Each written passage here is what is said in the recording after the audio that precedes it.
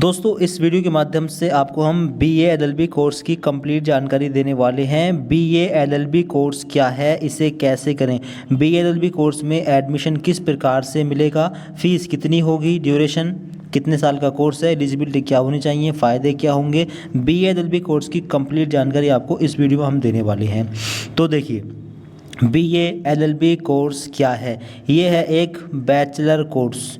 कब कर सकते हैं, एलिजिबिलिटी क्या होनी चाहिए। बीए एलएलबी को 12th के बाद कर सकते हैं। 12th आपने पास कर लिया है तो बीए एलएलबी में एडमिशन ले सकते हैं। बीए एलएलबी कितने साल का कोर्स है, ड्यूरेशन कितनी है, तो ये 5 साल का कोर्स है बीए एलएलबी। ठीक है, 5 साल का कोर्स है। बीएससी एलएलबी भी कर सकते हैं, बीकॉम एलएलबी भी कर सकते हैं। अगर आप बीए एलएलबी को अलग अलग करेंगे तो बीए 3 साल में कंप्लीट होगा, एलएलबी 3 साल में कंप्लीट होगी, फिर 6 साल में ये दोनों कोर्स कंप्लीट होंगे। अगर एक साथ एडमिशन लेते हैं तो 5 साल में कंप्लीट कर सकते हैं। और बीए एलएलबी करने के बाद में आप किसी भी ग्रेजुएट लेवल की वैकेंसी के लिए अप्लाई कर सकते हैं, आप ग्रेजुएट कहलाएंगे। प्लस में आप के पास लॉ की डिग्री भी हो जाएगी 5 साल में ही। ठीक है, तो BA LLB 5 year integrated courses है। 12th के बाद डायरेक्ट एडमिशन करा सकते हैं। एडमिशन का प्रोसेस क्या है, ये सबसे ज़रूरी चीज़ है, वो देख लें।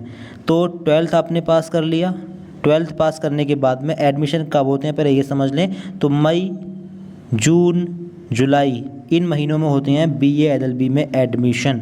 ये मई का मंथ ही चल रहा है, यानी ये एडमिशन हो रहे हैं। एडमिशन मिलेगा कैसे, तो एडमिशन के लिए आपको जिस यूनिवर्सिटी में एडमिशन लेना है उस यूनिवर्सिटी का रजिस्ट्रेशन फॉर्म फिल करना होगा। फॉर एग्ज़ाम्पल आपको एडमिशन लेना है सीसीएस यूनिवर्सिटी मेरठ में, तो आपको सीसीएस यूनिवर्सिटी का एडमिशन जो रजिस्ट्रेशन फॉर्म है पहले वो फिल करना होगा, जिसकी फ़ीस 150 रुपये है। ठीक है, वो फिल करने के बाद में आपको मेरिट का इंतज़ार करना होगा।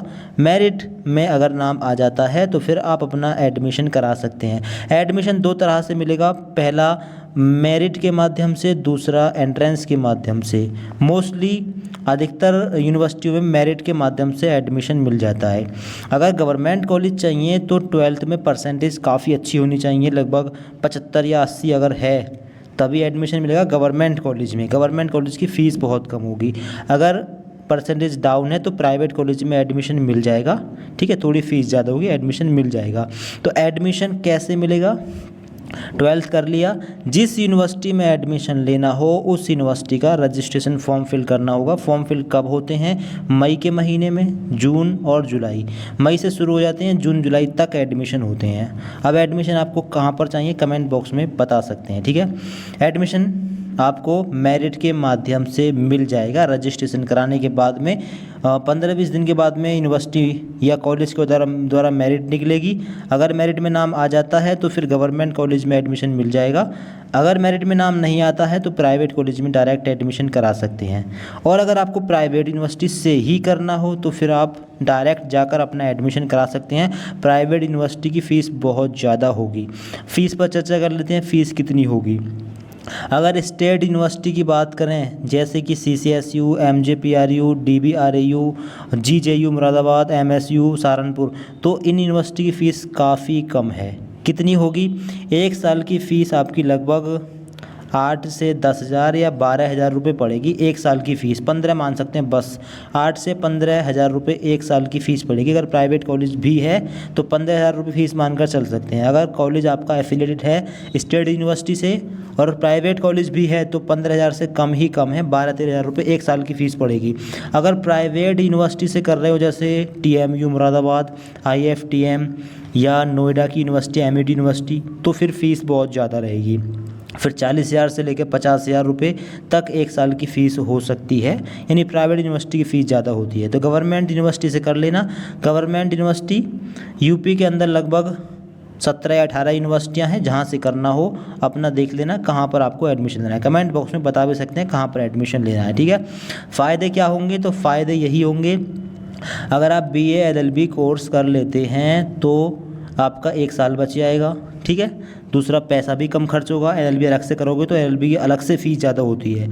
तीसरा, आप एक वकील कहलाएंगे। आपने लॉ की डिग्री कंप्लीट कर ली है, आप एक वकील कहलाएंगे, आप अपना चैम्बर ओपन कर सकते हैं। ठीक है, आप एडवोकेट कहलाएंगे, आपके पास लॉ की डिग्री भी हो जाएगी।